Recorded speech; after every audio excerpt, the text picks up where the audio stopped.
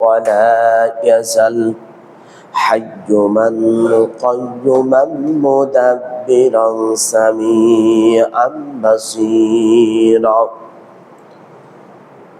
ونشهد أن لا إله إلا الله وحده لا شريك له ونشهد أن سيدنا وإمامنا وقدوتنا وطبيبنا محمد صلى الله عليه وسلم وشر الأمور محدثاتها وشر الأمور أوسطها وكل محدثة بدعة وكل بدعة ضلالة وكل ضلالة في النار وداعيا إلى الله بإذنه وسراجا منيرا أما بعد فقد قال الله تعالى في كلامه المجيد والفرقانه الحميد أعوذ بالله من الشيطان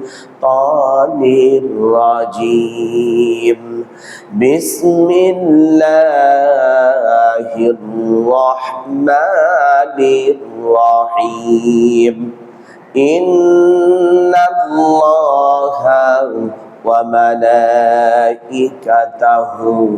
يصلون على النبي يا أيها الذين آمنوا صلوا عليه وسلموا تسليما সবাই মুহাব্বতের সহিত দরুদ ইব্রাহিম পড়ুন আল্লাহুম্মা সাল্লি আলা মুহাম্মাদ وعلى آل محمد كما صليت على إبراهيم وعلى آل إبراهيم إنك حميد مجيد اللهم بارك على محمد وعلى آل محمد كما باركت على إبراهيم وعلى آل إبراهيم إنك حميد مجيد সকল প্রশংসার মালিক আল্লাহ রাব্বুল আলামিন, যিনি আমাদেরকে পবিত্র জুম্মার দিন মসজিদে আসার জন্য তৌফিক দিয়েছেন, দুনিয়াবি ফিতনা ফাসাদ থেকে সকল কিছু থেকে মুক্তি দান করে আল্লাহ পাকের রহমতি নিঃশ্বাস নেওয়ার জন্য তৌফিক দিয়েছেন, সেই আল্লাহর কাছে লাখ কোটি কালিমাতুশ শুকর আদায় করছি, বলুন আলহামদুলিল্লাহ। শান্তি অবতীর্ণ হোক মানবতার মুক্তির দূত সরকারি দো আলম নবী কুল শিরোমণি নবী দু জাহান জনাবি মুহাম্মদ রাসূলুল্লাহ সাল্লাল্লাহু আলাইহি ওয়াসাল্লাম, আল্লাহুম্মা সাল্লি আলাইহি আল্লাহুম্মা বারিক আলাইহি। আমি ধারাবাহিকতা কথা বলতেছিলাম আপনাদের সামনে সূরাতুল ফুরকান, এর ধারাবাহিকতা আজকেও বজায় রাখবো ইনশাআল্লাহ।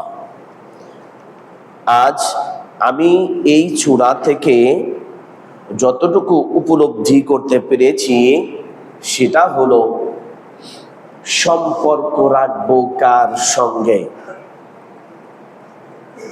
বন্ধুত্ব করব কার সঙ্গে, সেই সম্পর্কে আল্লাহ পাকের হাবিব জনাবি মুহাম্মদ রাসূলুল্লাহ সাল্লাল্লাহু আলাইহি ওয়াসাল্লাম তার কাছে কোরআনুল কারীমের আয়াত নাজিল করে এক একটি করে সুন্দরভাবে আল্লাহ পাক উপস্থাপন করেছেন, যাতে বান্দার জন্য বোঝা অনেক সহজ হয়ে যায়।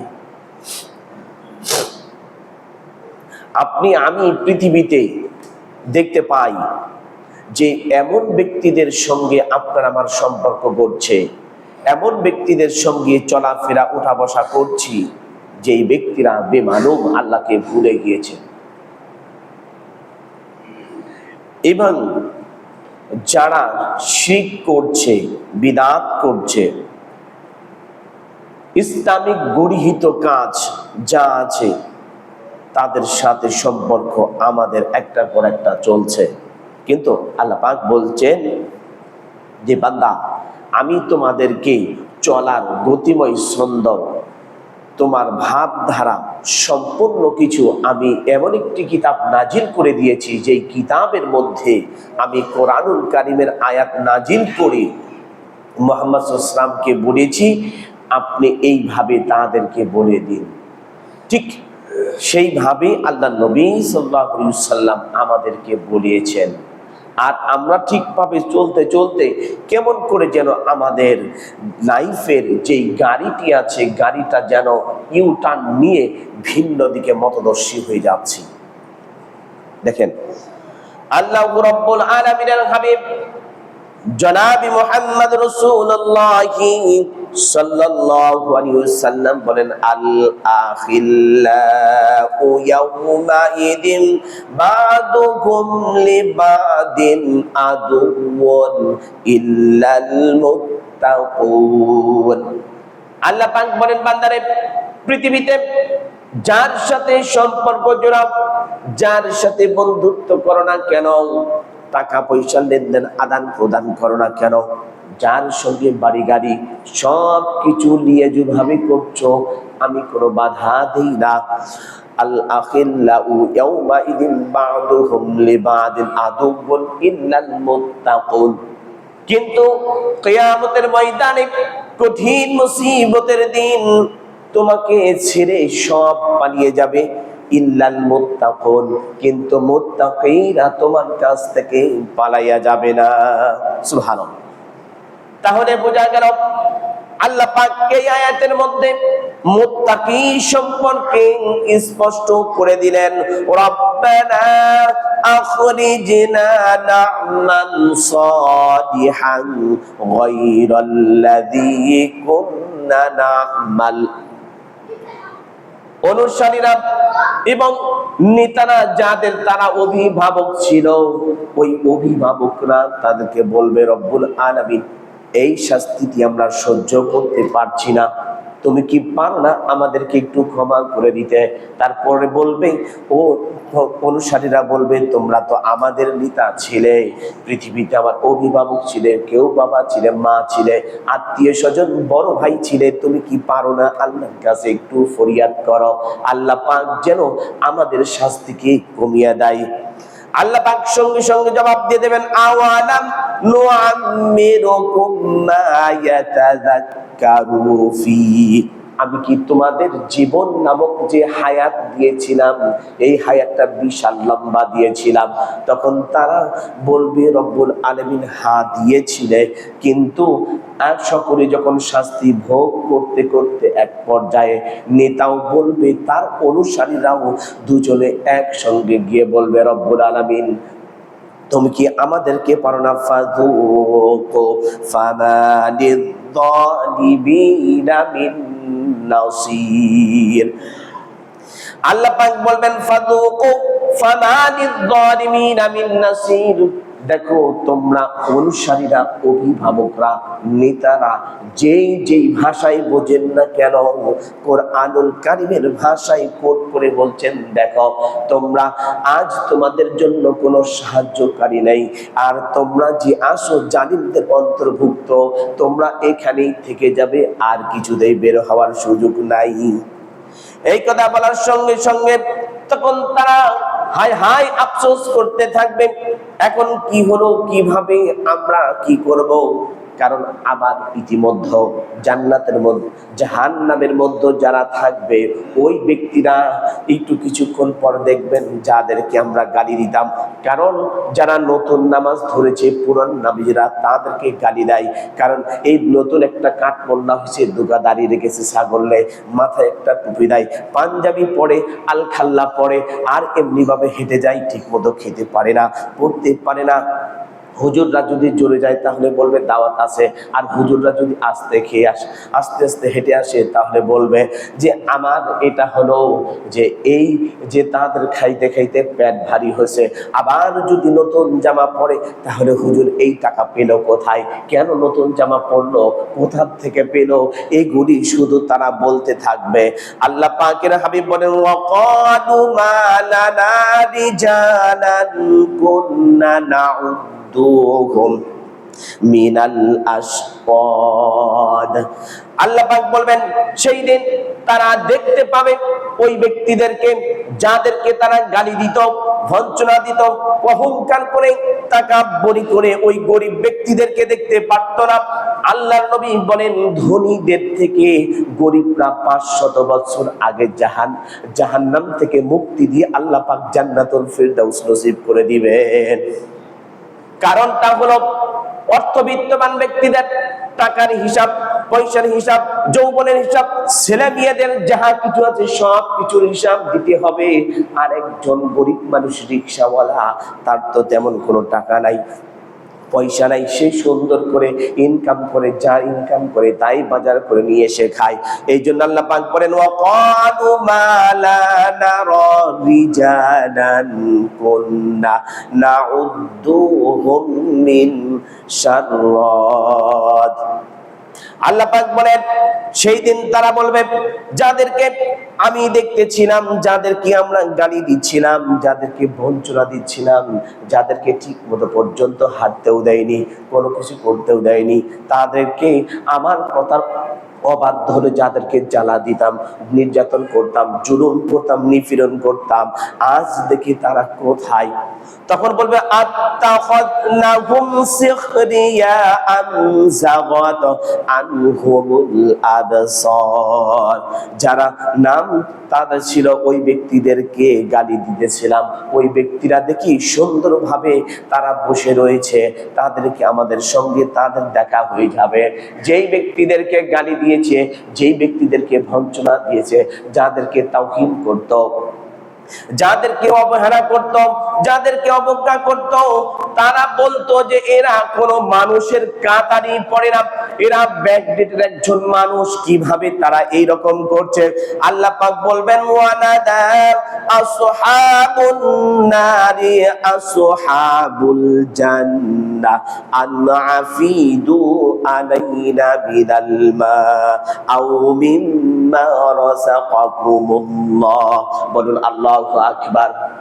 আল্লাহ পাক বলেন সেই দিন ওই যেই ব্যক্তিরা বঞ্চনা দিত, গালি দিত, যাদেরকে সহ্যই করতে পারত না, তখন তারা জাহান্নাম থেকে জান্নাতি ওই ব্যক্তিদেরকে দেখবে যারা দুর্বল ছিল। ওই সবল ব্যক্তিরা দুর্বল ব্যক্তিদের উপর আঘাত করত, তাদেরকে জিম্মি করে রাখার চেষ্টা করত। এই জন্য আল্লাহ পাক বলেন ওয়ানাদা আসহাবুন নার, জাহান্নামীরা ওই জান্নাতি ব্যক্তিদেরকে আসহাবুল জান্নাহ আন আফিদু আলাইনা মিনাল মা। তারা তো পানি পান করছে, তারা বলবে ওয়া মিম্মা রাযাকাকুমুল্লাহ।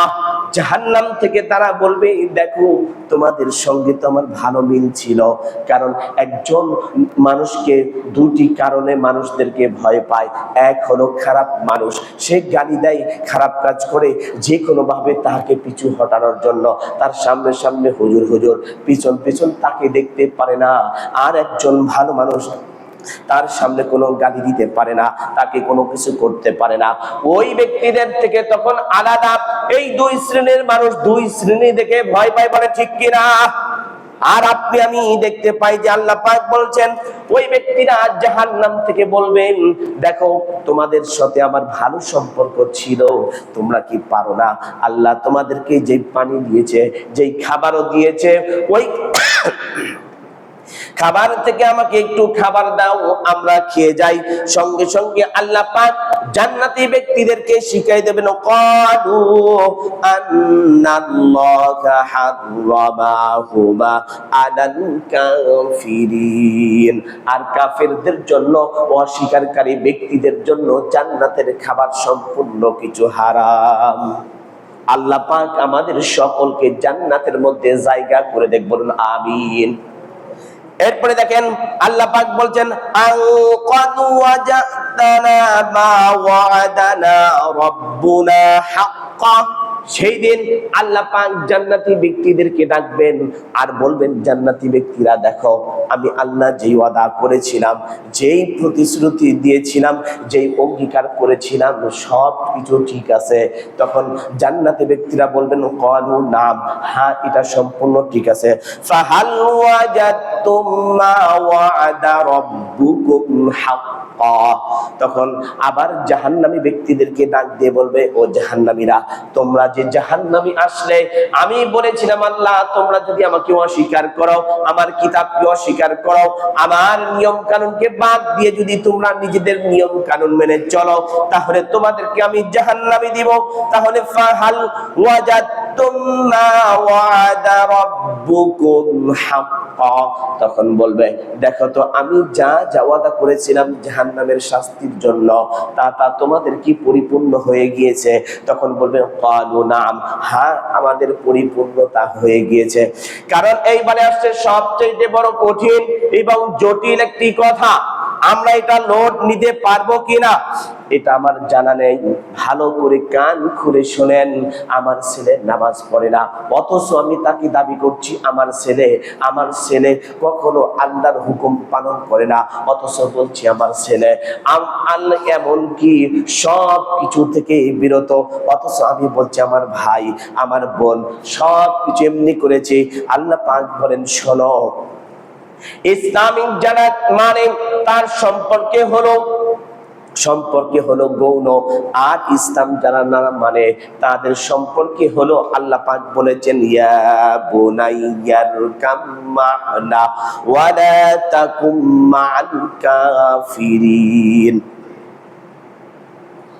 হযরত নূহ আলাইহিস সালাম জলিলুল কদর একজন নবী হওয়ার পরেও তার ছেলেকে তিনি দাবি করতে পারছেন না এটা আমার ছেলে। তার মধ্যে একটি ছিল আদর্শ, সেটা হলো কাফেরদের।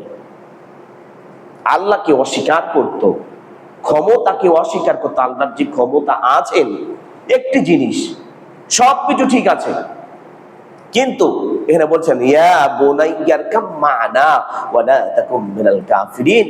হে কলিজার টুকরা আমার সন্তান, তুমি কাফেরদের অনুকরণ করো না, তুমি চলে আসো। এখন দেখেন তো, প্রায় বাড়িতে কাফেরদের, পশ্চিমাদের কৃষ্টি কালচার আপনার আমার মধ্যে নিয়োজিত। যেমন দেখেন, এখন সবচেয়ে প্রচলিত হলো হাফ প্যান্ট। ইচ্ছা করে বাবার সামনে, মার সামনে ফরজটাকে তরক করে হাফ প্যান্ট পরে ঘুরছে। আচ্ছা বলেন তো, আমি যদি সারা জীবন ওই পশ্চিমাদের মতো, আমেরিকাদের মতো হাফ প্যান্ট পরে ঘুরি, আমাকে কখনো আমেরিকার লোকদের মতো লাগবে? কথা বলেন, লাগবে না। তখন আমি মাথায় হাত বোলাই দিয়ে বললাম, যে আমার ছাত্র, বললাম যে বাবা, তুমি যেটা করছো, আবার মাঝে মাঝে দেখে নামাজেও যাও, এটা ঠিক না। তখন বলছে যে আমাকে একটা কথার জবাব দিয়েছেন, এই কথার জবাবটা আমি এখনো দিতে পারিনি। তখন বলছে যে দেখেন, আপনি আমাকে বলছেন, আমার মা বাবা তো কিছু বলে না, আপনার টাকা দিয়ে তো আমি পড়ি না, আমার মা বাবা টাকা দেয়, এই টাকা দিয়ে কিনে আমি পড়ি, আপনি কি কইবেন? কোনো জবাব আছে? কি জবাব দেব বলেন তো? অনুরোধ করছি, তাকে আমি জবরদস্তিও করি নাই। আপনাকে আমাকে বুঝতে হবে, সন্তান আপনাকে আমাকে জাহান্নামের দিকে ঠেলে দিচ্ছে। একজন নবী হয়ে সে বলছেন, ইয়া বুনাইয়ারকাম মা'না, হে আমার কলিজার টুকরা সন্তান, তুমি ওই আদর্শটা মানো না, কাফেরদেরকে অনুসরণ করো না, কাফেরদের দলে যেও না, আসো, ফিরে আসো। ক্বালা সাআবি ইলা জাবালিন ইয়াসিমুনি মিনাল মা। তখন বলে, ও আমার পিতা, তুমি কোন আল্লাহর কথা বলছো? যে আল্লাহর ক্ষমতা আমি দেখি না, বুঝি না, যে আল্লাহ এই আসমানটাকে বানিয়েছেন এটাও দেখিনি, জমিন বানিয়েছে এটাও দেখিনি, কিন্তু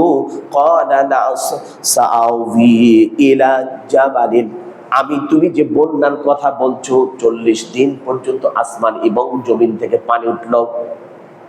আল্লাহ পাক নূহকে বলছেন, নূহরে আমার রহমত ছাড়া, আমার বরকত ছাড়া পৃথিবীর কোন প্রাণী বাঁচবে না, সকলকে মৃত্যু বরণ করতে হবে এটার মধ্যে।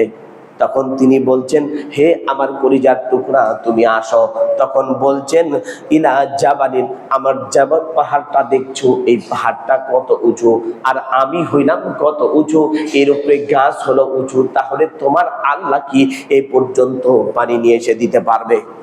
বলেন তো আল্লাহর এই ক্ষমতা আছে না নাই? তাহলে আল্লাহ পাক বলছেন, সঙ্গে সঙ্গে আল্লাহ পাক বলছেন, ওয়াহালা বাইনাহুমাল মাউজু ফাকানা মিনাল মুগরাকিন। তখন বলছেন, শোনো কলিজার টুকরা আমার, বিশাল একটা ঝাপটা মেরে দিলেন পানির। ঝাপটা মারার সঙ্গে সঙ্গে ঢেউ এসে কোথায় কিনাকে নিয়ে চলে গেল। নূহ আলাইহিস সালাম কলিজার টুকরা সন্তান, তার জন্য অস্থির হয়ে পড়লেন। দেখেন মাঝখান থেকে একটি জিনিস আছে, আল্লাহর উপর যদি ভরসা করেন সকল কিছু থেকে মুক্তি দিবেন তিনি কে? আপনার আমার মালিক কে? হযরত নূহ আলাইহিস সালামকে একজন বৃদ্ধ মহিলা বলছিলেন, নূহ রে, তুমি সব জায়গায় সার্কুলার করছো যে বন্যা হবে, কিন্তু এই বন্যার মধ্যে আমি বৃদ্ধ মানুষ, আমি তো দৌড়াইতেও পারি না, আমি জোরে জোরে হাঁটতেও পারি না, আমার চলতে হয় লাঠির উপর ভর দিয়ে।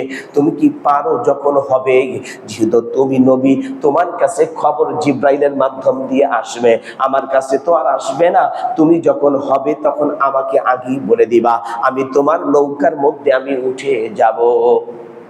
তখন হযরত নূহ আলাইহিস সালাম তিনি ওয়াদা করলেন, আল্লাহর বান্দিরে, আমি তোমাকে অবশ্যই নিব ইনশাআল্লাহ।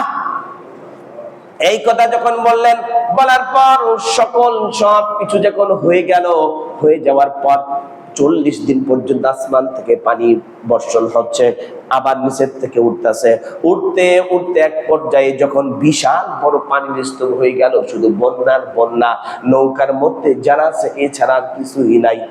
যখন 40 দিন পর পানি শুকিয়ে গেল, জুদি নামক পাহাড়ের উপর নৌকাটা যখন ঠেকে গেল, যাওয়ার পর পানি যখন শুকিয়ে গেল, তখন নূহ আলাইহিস সালাম উনি নামছেন। নৌকা থেকে নামার পর তার চিন্তা হলো যে আমাকে তো একজন বুড়ি বলেছিলেন তাকে যেন আমি নৌকার মধ্যে নেই, কিন্তু তাকে খুঁজতে খুঁজতে দেখলেন একটা পাহাড়িয়ার গিরিপথে জিন্ন কুটিরের মধ্যে তিনি আছেন। সালাম দিলেন, যাওয়ার পর ডাক দিলেন, কে গো, বাড়ির মালিক আছো নাকি? তখন বলছেন, কে? আল্লাহর বান্দা, আমি একজন বৃদ্ধা মহিলা, আমি এই বাড়িতে আছি। তখন বলছেন, কেন তুমি কি আসছো? তুমি কি সেই নবী না সেই পয়গম্বর? আমাকে বন্যার সুসংবাদ দেওয়ার জন্য, কোন সময় বন্যা হবে? তখন বলছেন, আল্লাহ পাকের কাছে তিনি চিন্তা করতেছেন যে আমি এত বিশাল বড় বন্যা হয়ে গেল, আল্লাহ গো, তুমি এই বৃদ্ধ মহিলাকে এই বন্যার মধ্যে কিভাবে টিকিয়ে রাখলে আমি জানি না। সঙ্গে সঙ্গে নূহ আলাইহিস সালাম সিজদা দিয়ে বলছেন, রব্বুল আলামিন, তুমি রহমান, তুমি রহিম, তুমি গফুর, তুমি গফফার, তুমি পারো, সকল ক্ষমতা তোমার। বন্যা হয়ে যাওয়ার পরে তোমার বান্দিকে একবারও ভুলে যাও নাই। তখন আল্লাহ পাক বলেন, নূহ রে, তুমি তোমার উম্মতকে কমকে ভুলে যেতে পারো, আমি আল্লাহ আমার বান্দিকে ভুলে যেতে পারি না। সুবহানাল্লাহ। এরপরে যখন নূহ আলাইহিস সালাম ওয়াহালা বাইনাহুমাল মাউজু ফাকানা মিনাল মুগরাকিন, এমন বিশাল বড় একটা ঢেউ আসলো, ঢেউ দিয়ে এমন একটা ঝাপটা মারলো, কিনান কই চলে গেল কোনো হুদিস নাই। নূহ আলাইহিস সালাম ব্যস্ত হয়ে পড়লেন।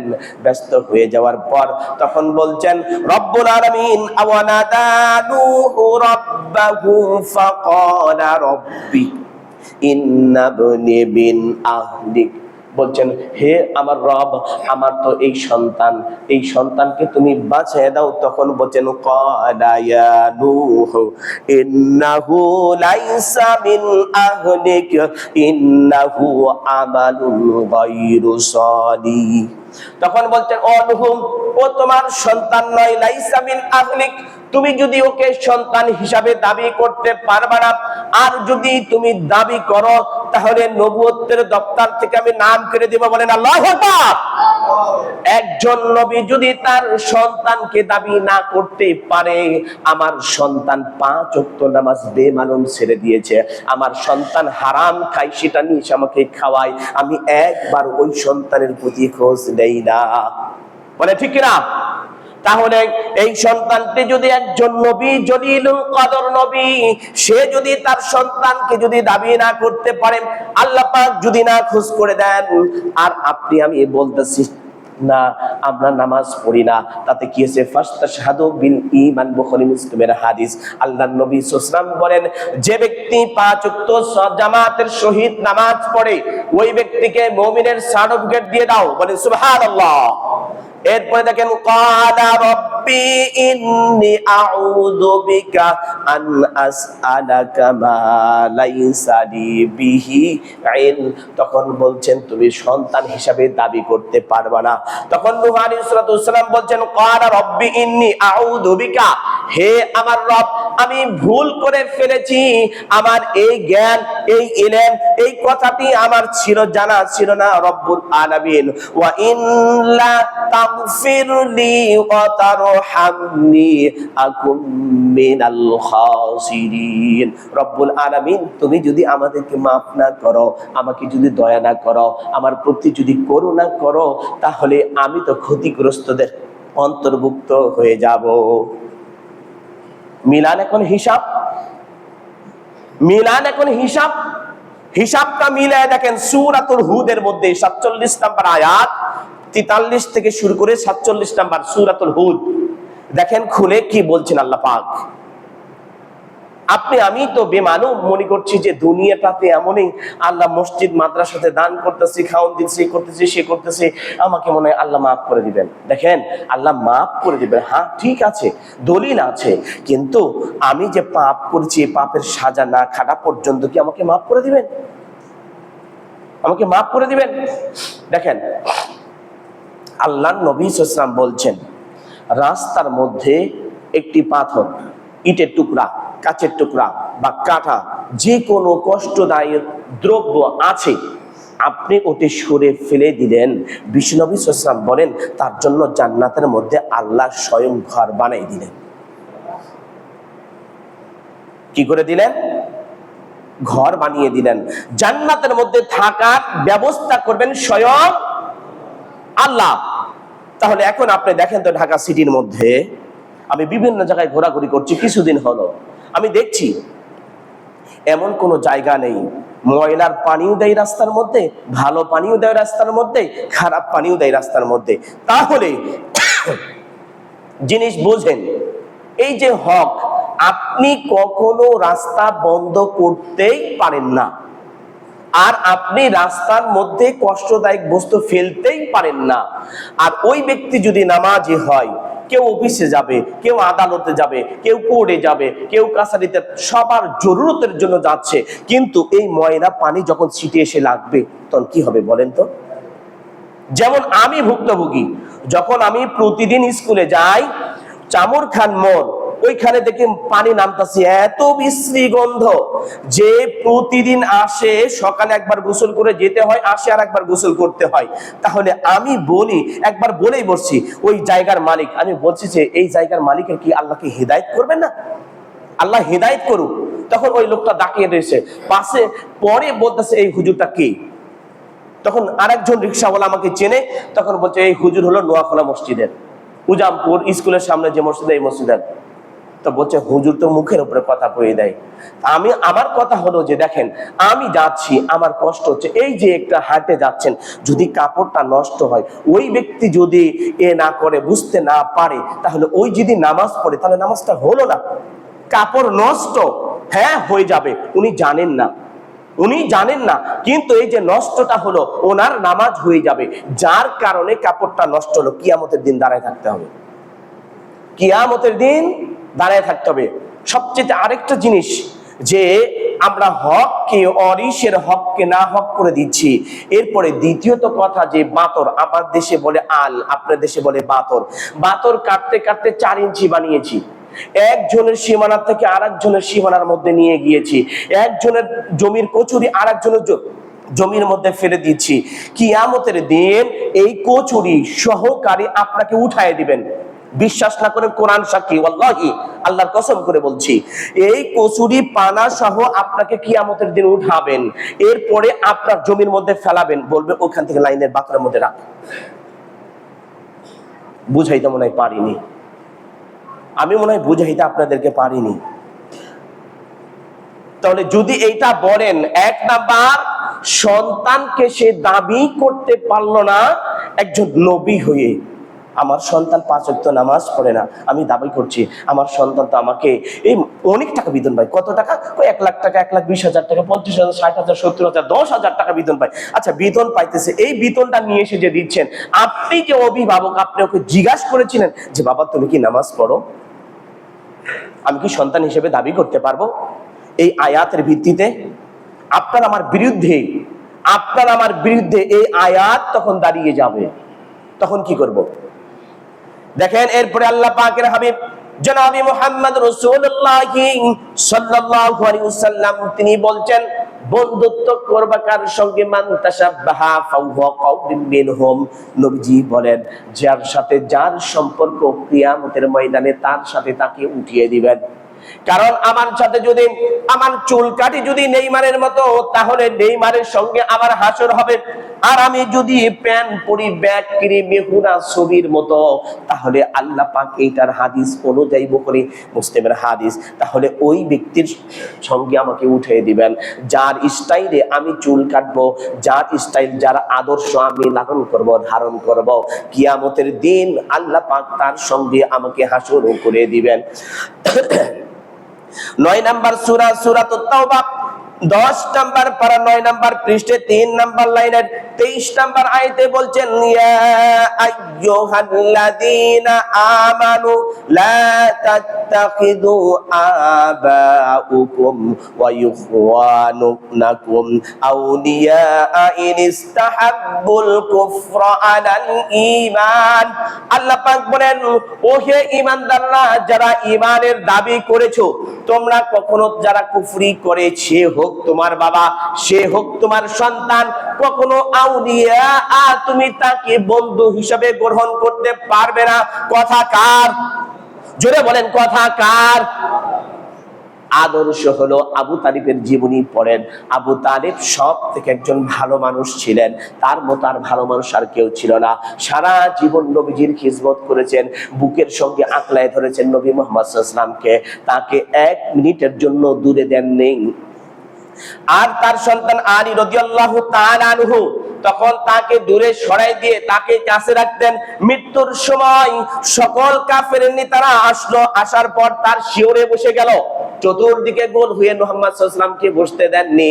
তখন বলছেন, ও নেতা, দেখো তোমার ভাতিজাকে না করো মৃত্যুর সময়, যেহেতু তোমার ঘনি আসছে, কিছুক্ষণের মধ্যেই তুমি বিদায় হয়ে যাবে, তাহলে তুমি তোমার ভাতিজাকে বলো তাহলে যেন সে এগুলি ছেড়ে দিয়ে আমাদের বাপ দাদা ধর্মটাকে মেনে নেয়। তখন বলছেন, না না, আমি কখনোই মানতে পারি না। আল্লাহ পাক বলেছেন, লা ইলাহা ইল্লা হুয়াল হাইয়ুল কাইয়্যুম, তিনি চিরঞ্জীবী এবং চিরস্থায়ী, তার তন্দ্রাও নাই, তার নিদ্রাও নাই। আর আমি তাকে লা ইলাহা ইল্লাল্লাহ তার দাওয়াত দিচ্ছি। তখন বলছেন, ও নেতা, তুমি কি এই সময় বলছেন, চাচা তুমি লা ইলাহা ইল্লাল্লাহু ফাদাখালাল জান্নাহ, তুমি যদি লা ইলাহা ইল্লাল্লাহ পড়ো, আমি মুহাম্মদ সাল্লাল্লাহু আলাইহি ওয়াসাল্লাম ওয়াদা করছি তোমাকে জান্নাত নিয়ে যাব সুপারিশ করে। কিন্তু চাচাকে তখন নিতারা বলতেছেন, নিতা তুমি কি শেষ মুহূর্তে এটা করবা? তার মৃত্যু হয়ে গেল। আদর্শ ছিল কাফেরদের আদর্শ থাকার কারণে আল্লাহর নবী সাল্লাল্লাহু আলাইহি ওয়াসাল্লামের কাছে এক সাহাবী গিয়ে বললেন, ইয়া রাসূলুল্লাহ, হে আপনার চাচার মুখটা লড়তে দেখেছি, আপনি যদি একবার বড় তার প্রতি সদয় হন, তার প্রতি নরম হন। তখন নবীজি বলছেন, কুরসিন কালেও আমি মুখ লড়তে দেখি নাই, কালিমা পড়তে দেখি নাই। যখন আল্লাহর নবী সাল্লাল্লাহু আলাইহি ওয়াসাল্লামের চাচা মারা গেলেন, তাকে কবরস্থ করা হলো, তার পিছনে দিয়ে যখন হাত উঠেছেন, মা কানা লিন-নাবিয়্যি ওয়াল্লাযীনা আমানু আইয়াস্তাগফিরু লিল-মুশরিকিন ওয়ালাউ কানু উলি কুরবা মিন বাদিহিম আন্নাহুম আসহাবাল জাহিম। জোরে বলুন আল্লাহু আকবার। আল্লাহ পাক বলেন সূরাতুত তাওবা 11 নাম্বার 111 নাম্বার 12 নাম্বার সূরাতে 12 নাম্বার আয়াত আছে 11 12 111 12। দেখবেন গিয়ে বাসায় গিয়ে তাফসীর খুলে নবীজির হাতটা জিবরাইল এসে নামাই দিলেন, হে নবী আপনি কি মুশরিকের জন্য দোয়া করবেন? উনি কুরবা মিন বাদিহিম আন্নাহু আসহাবাল জাহিম। আপনার যত আত্মীয় স্বজন হোক না কেন, ছেলে হোক মেয়ে হোক, কারো জন্য মুশরিকের জন্য দোয়া করলে আল্লাহ পাক সেই দোয়াকে কবুল করবেন। এই জন্য বলছেন, ইয়া আইয়ুহাল্লাযিনা আমানু লা তাত্তাখিযু আবাউকুম ওয়া ইখওয়ানুকুম আউলিয়া আইন ইস্তাহাব্বুল কুফরা আলাল ঈমান। সে যদি ঈমান আনার থেকে যে যদি বাতিল মতবাদের সাথে তার যদি ঝুঁকি থাকে বেশি, সে যদি কুফরি মতবাদের সাথে তার চোখ থাকে বেশি, কুফরি মতবাদকে সে যদি বেশি অনুসরণ করে, আল্লাহর নবী সাল্লাল্লাহু আলাইহি ওয়াসাল্লাম বলেন ওই ব্যক্তিদের জন্য দোয়া তুমি করো না, ওই ব্যক্তিদের সঙ্গে তোমরা সম্পর্ক রাখো না, সম্পর্ক ছিন্ন করতে হবে। ওয়া মাইয়াতাওয়াল্লাহুম মিনকুম ফাউলাইকা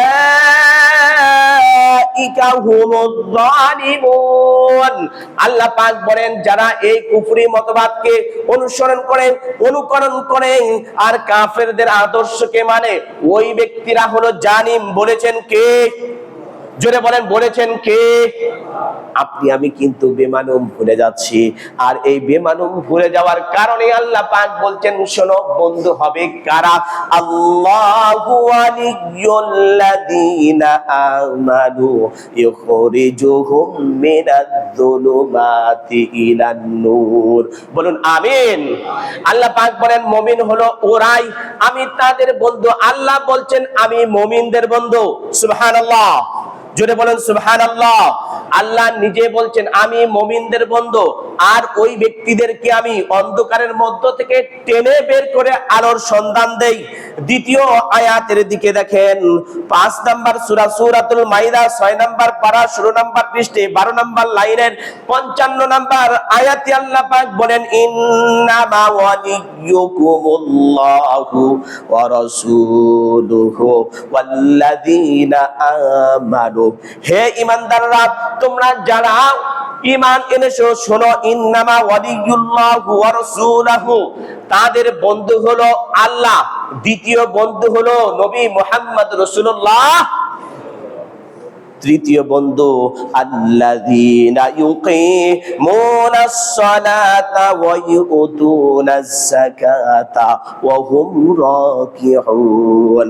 যারা সালাত আদায় করে, যাকাত প্রদান করে, রুকুকারীর সঙ্গে রুকু করে, সিজদাকারীর সঙ্গে সিজদা করে। বলেন আল্লাহু আকবার। বলেছেন কে? তাহলে আপনি আমি বেমানুম ভুলে গিয়েছি। দেখেন তো, একটু কিছুদিন আগে গেল পাঠা বলি, বাৎসরিক অমাবস্যা। অনেক মুসলমান পাঠার মাথা নেওয়ার জন্য ওই মন্দিরে গিয়ে বসে রয়েছে, পাঠার মাথাটা নিয়ে টানা হেঁচড়া করতেছে। এই ভিত্তিতে আল্লাহ পাকের হাবিব বলেন তাদের বন্ধু হবে না মুমিনরা, তাদের বন্ধু হবে না মুহাম্মদ সাল্লাল্লাহু আলাইহি ওয়াসাল্লাম, তাদের বন্ধু হবে না স্বয়ং আল্লাহ। একটু হিসাব মিলান না, মিলে দেখেন আমি কিভাবে চলছি, কিভাবে করছি। দেখেন সূরাতুল ফুরকানের উপর কথা বলতে গিয়ে যতগুলো আমি তথ্য বের করেছি, আমার ছোট্ট জ্ঞান থেকে আমি মনে করি না যে আমি এতগুলি তথ্য বের করতে পারবো। কেন আমার তেমন কোনো বিদ্যা বুদ্ধি কিছুই নেই।